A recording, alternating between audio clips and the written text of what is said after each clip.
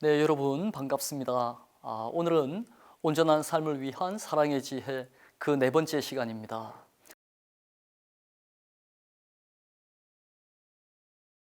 자, 지난 시간 우리는 존 롤스의 정의로운을 다루었습니다.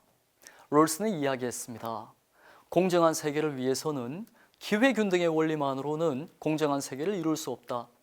기회균등이 진정으로 기회균등이 되기 위해서는 그보다 먼저 행운의 평등을 이루어야 한다. 그래야만 우리가 정말 노력한 만큼 얻을 수 있는 공정하고 정의로운 세상을 만들 수 있다라고 이야기했습니다. 그가 이야기했던 것은 우리의 성공이라는 것은 우리의 노력만으로 이루어지는 것이 아니라 우리가 가진 수많은 행운들에 의해서 그 노력이 빛을 발하는 것이다 라고 이야기했던 것이죠. 실로 제가 이 자리에 서 있는 것도 저의 노력만으로 이 자리에 있는 것은 아닐 것입니다. 수많은 행운들이 저를 이 자리에 세워준 것이죠. 그렇게 따진다면 제가 이 자리에 있는 것은 제 잘난 맛에 누리는 그런 어떤 자만이 아니라 도리어 이 자리에서 제가 여러분들을 위해서 책임져야 할 그 왕관의 무게를 견뎌야만 하는 그 책임을 떠안고 있다라고 생각해야만 할 것입니다. 우리의 부유함은 누군가의 행운을 대신하여 우리가 누리고 있는 것입니다. 자, 그렇게 행운을 누리는 사람들은 그 행운을 통해서 나로 인해 행운을 누리지 못했던 많은 사람들을 위해서 나의 행운을 쓸 수 있는 그런 책임감을 가져야 한다는 것, 그것이 바로 온전한 삶을 위한 또 다른 규칙이 아닐까 합니다. 그렇다면 오늘은 어떻게 우리가 분배하는 것이 가장 공정한 세계인가 하는 것을 여러분들과 함께 한번 설계해 보도록 하겠습니다. 자, 여러분, 우리가 이제 우리만의 공동체를 만들고 그 안의 재화를 우리가 나누어 가질 수 있는 그런 분배의 규칙을 우리가 스스로 결정하는 그런 상황 속에 있다고 한번 가정해 봅시다. 이건 철저히 가상적 상황입니다. 자, 그 가상적 상황 안에서 우리 스스로가 옳다고 여기는 분배의 정의를 한번 만들어 봅시다. 자, 롤스는 이런 상황, state of nature, 아직 법도 없고 정의도 없고 국가도 마련되지 않은 이 허허벌판 위에서 우리가 하나의 국가를 건설한다, 한마디로 헌법을 만든다, 분배의 규칙을 설계한다 라는 그 상황 속으로 한번 들어가 보자고 이야기합니다. 그것이 바로 그 유명한 원초적 입장이죠. 오리지널 포지션입니다. 자, 이 상황 안에서 여러분들은 두 가지 조건을 갖추어야 합니다. 첫 번째는 무지의 베일입니다. Veil of ignorance. 한마디로 내가 어떤 대학에 다니고 있는지, 나는 어떤 가정에 자라고 있는지, 내가 어떤 능력을 가지고 있는지, 내가 얼마나 잘생기고 좀 못생겼는지, 이런 모든 정보들을 내가 하나도 모른다고 치자는 것입니다. 알면 내가 만약 그런 것들을 안다면 나는 내가 속할 법한 계층에 가장 이익이 되는 그런 사회제도에 동의하지 않겠느냐. 그러면 공정한 법을 만들 수 없다는 것이죠. 나는 나의 이익보다도 공동체 전체 이익을 우선적으로 생각해야 한다. 장자크 루소 같은 사람들은 그런 이야기를 했습니다.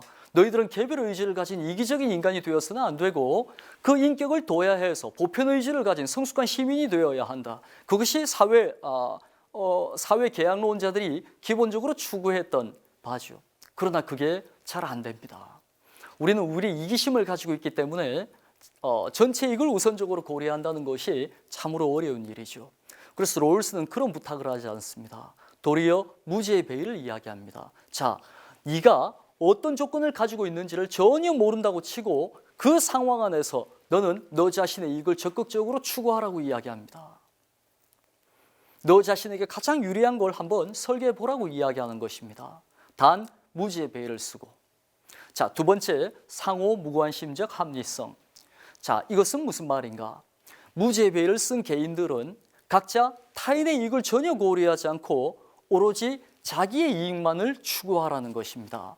자, 이 두 규칙을 가지고 이제 우리가 공정한 사회를 한번 설계해 보도록 합시다. 자, 무엇이 정의로운 사회인가? 자, 이 화면에는 5개의 사회 계층이 나타나 있습니다. 자, 롤스 이전에는 공리주의가 바로 정의의 원리로 우리 사회를 지배해 왔습니다.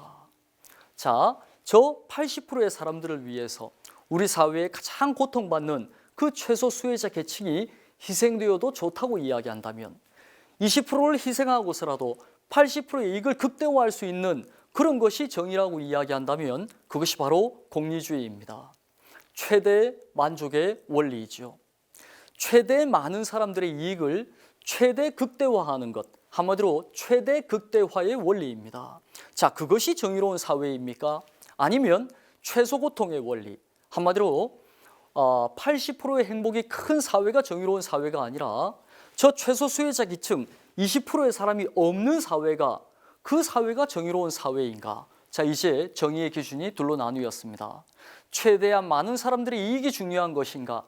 아니면 그 사회의 고통을 최소화하는 것이 중요한 것인가?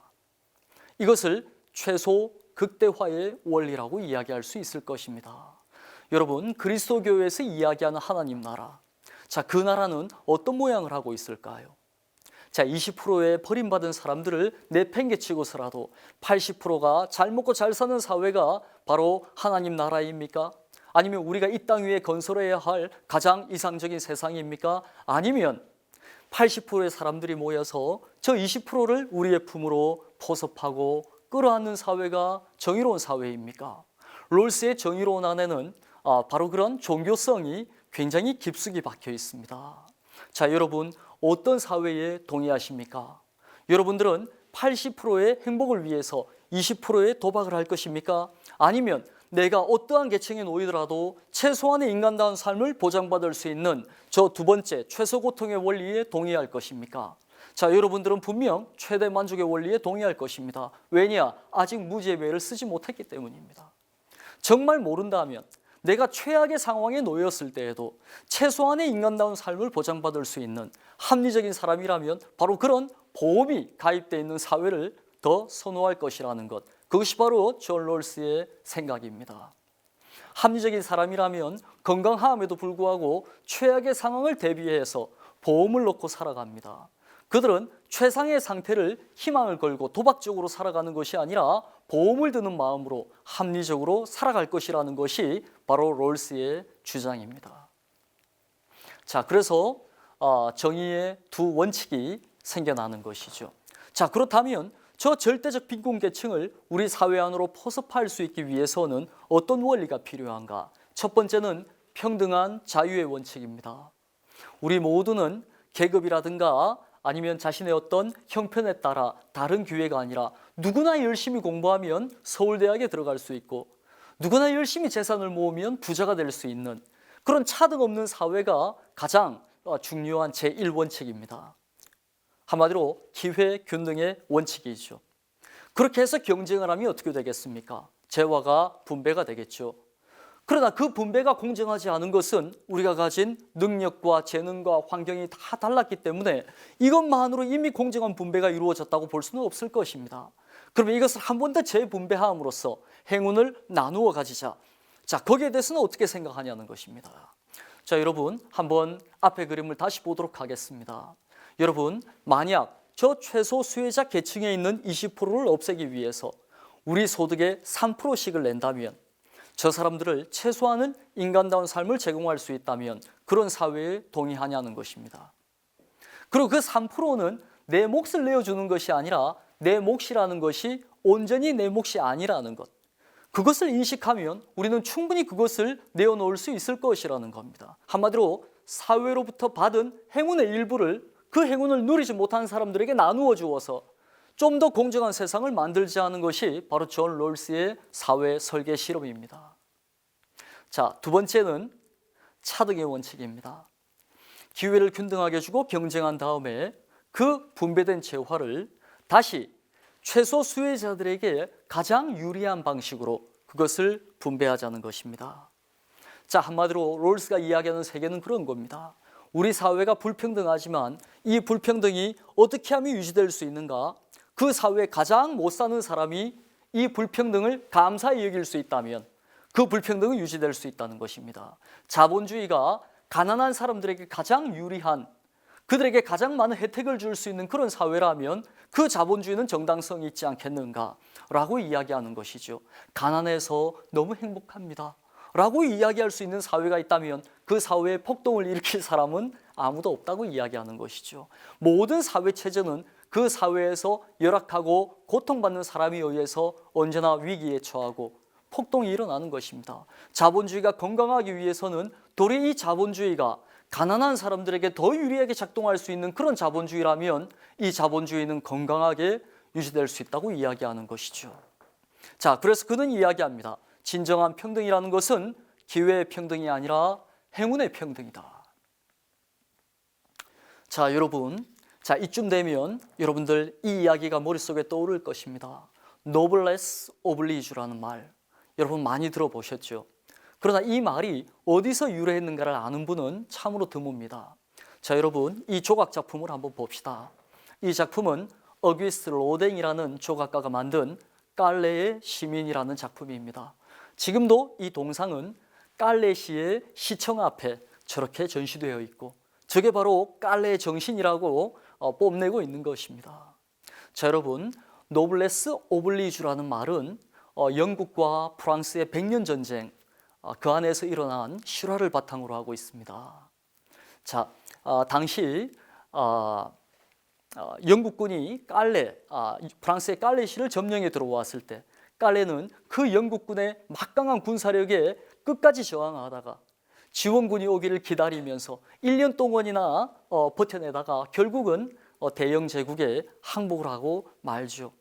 그리고 깔레 시민 모두를 죽이겠노라는 그 영국의 왕에게 회유, 설득을 합니다. 자비를 베풀어 주소서. 우리 깔레시의 모든 사람을 죽이기 대신에 이 몇 명만을 처벌하는 것으로 자비를 베풀어 달라라고 사절단이 가서 왕에게 제안을 합니다. 왕은 그 제안을 받아들이고 그러면 너희들 중 6명만 내가 대표로 죽이겠다. 모든 사람들이 보는 앞에서 포승줄을 목에 감고 그 6명이 앞으로 나오라고 이야기합니다. 모든 사람들이 그 상황 안에서 서로의 죽음만을 기다리면서 주위를 둘러보고 있을 때 그 당시 6명이 자원에서 나온 사람들이 있습니다. 그 6명은 그 깔레시에서 가장 높은 자리에 있던 그 6명이었습니다. 첫 번째, 유스타슈 드 생피에르입니다. 이 사람은 깔레시에서 가장 부유한 사람입니다. 재력가입니다. 자신은 깔레시에서 이때까지 수많은 행운을 홀로 누려왔으니 지금 이 상황 안에서 깔레시를 위해서 내가 나설 때다. 그 사람은 사회적 계급이라는 것이 누군가를 지배하거나 아니면 예속하는 것이 아니라 도리어 사회적 책임을 다해야 하는 자리로 인식했던 것입니다. 그 뒤를 따랐던 사람은 장데르입니다. 바로 깔레시의 시장입니다. 최고의 권력자입니다. 나는 가장 많은 행운을 누렸으니 이럴 때 그 행운의 일부를 아니면 그 행운의 전부를 이 깔레시로 환원해야 한다고 생각했던 것입니다. 다음으로 따라 나온 사람은 피에르 드 위상, 그 깔레시의 가장 부유한 상인이었고 그가 따라 나오자 자크 드 위상, 그의 아들도 따라 나왔습니다. 이런 식으로 6명의 사람들은 그 깔레시에서 가장 많은 부귀와 영화를 누리던 사람들, 그런 사람들이 그 사회를 위해서 자신의 왕관을 내려놓았던 것입니다. 자, 여기에 감복해서 임신한 왕의 아내는 이들의 선행과 미덕에 감복해서 이들 모두를 살려주자고 왕에게 부탁을 합니다. 그리고 왕은 이들을 다 용서하는 것이죠. 그들의 아름다운 노블레스 오블리주, 선행에 감동한 영국의 왕은 깔레시의 모든 사람들을 풀어주었던 것입니다. 그래서 그때를 기억해서 우리가 귀족들이 누려야 하는 사회적 의무라는 것, 귀족들이 가져야 하는 사회적 의무라는 것이 무엇인가 하는 것을 깔레의 시민들은 너무나 잘 보여주었습니다. 거기서 생겨난 말이 바로 노블레스 오블리주입니다. 자, 여러분, 사랑이라는 것은 나눔입니다. 사랑이라는 것, 그리스도교가 말하는 삶의 최고의 가치로서의 사랑이라는 것, 이 세상을 구원하는 힘으로서의 사랑이라는 것은 바로 나눔입니다. 사랑은 가엾은 자가 우월한 자를 위해서 자기의 것을 내어놓는 사랑이 아니라 우월한 자들이 가난한 자들이나 힘없는 자들이나 나약한 자들을 위해서 자기의 몫을 내어놓을 때 이 세계는 어떤 누구도 고통받지 않는 그런 천국이 될 거라는 것입니다. 자, 그렇다면 우리는 왜 나누어야 하는가? 자, 롤스의 강의를 통해서 우리는 나눔의 필연성을 이해할 수 있습니다. 우리는 왜 나누어야 하는가? 성공이 자신의 노력만으로 이루어진 것이 성공이 자신의 노력만으로 이루어진 것이 아님을 우리가 겸허히 인정하게 될 때 비로소 우리가 가진 것에 대한 감사가 생겨납니다. 오로지 내 노력만으로 이루었다면 거기에 어떤 감사가 들어설 것이며 또한 그것을 제가 왜 나누어야 합니까? 그러나 우리의 노력이 아니라 또 행운이 우리의 성공을 결정했다고 생각하게 된다면 우리가 가진 것은 감사와 선물로 다가올 것입니다. 그리고 이 모든 것들, 내가 누리는 모든 것이 오롯이 내 것이 아니라는 그 겸손한 마음이 생길 것입니다. 그리고 내가 받은 선물을 함께하는 나눔과 그리고 받지 못한 사람에 대한 섬김이 시작될 수 있다. 자, 여러분, 롤스는 이 사랑이야말로 이 세상을 구원하는 힘이라고 이야기합니다. 여러분, 사랑이라는 건 내가 뭔가를 베풀었을 때 그 베푼 것을 오롯이 되돌려 받거나 아니면 그 이상을 받을 수 있는 어떤 더 높은 자리에 있는 사람에게 베푸는 사랑, 그것은 전혀 어렵지 않습니다. 그것은 가르치지 않아도 훈련하지 않아도 누구나 본능적으로 너무나 잘하는 것입니다. 그러나 이 세상의 고통을 치유하는 그 사랑이라는 것은 내가 모든 것을 베풀어도 어느 하나 돌려받을 수 없는 그런 가엾고 힘없고 나약한 사람들을 위해서 내 것을 내어놓는 사랑입니다. 자, 그런 사랑만이 이 세상의 모든 고통을 구원할 것이라는 것, 그것이 바로 그리스도교의 온전한 삶, 자, 그리고 우리가 살아볼 만한 세상, 그리고 살만한 인생을 만드는 힘이라는 것, 그것이 존 롤스의 정의론이 우리에게 가르치는 교훈입니다. 세상은 그런 사랑을 통해 구원될 것이다. 그리고 그런 사랑은 제도를 통해 완성될 것이다. 한마디로 사랑하는 마음만이 아니라 그런 사랑을 실천할 수 있는 사회 법적 제도를 만들어냄으로써 우리는 그런 세상에 좀 더 다가갈 수 있다는 것이 바로 존 롤스가 설계했던 사회 실험이었습니다. 자, 여러분, 가난하고 힘들고 연약한 자들에게 유리한 그리고 그들의 삶을 보호해 줄 수 있는 그런 제도에 동의해 줄 수 있는 그런 마음을 가지시기를 간절히 바라면서 오늘 강의는 모두 마치도록 하겠습니다. 여러분 수고하셨습니다.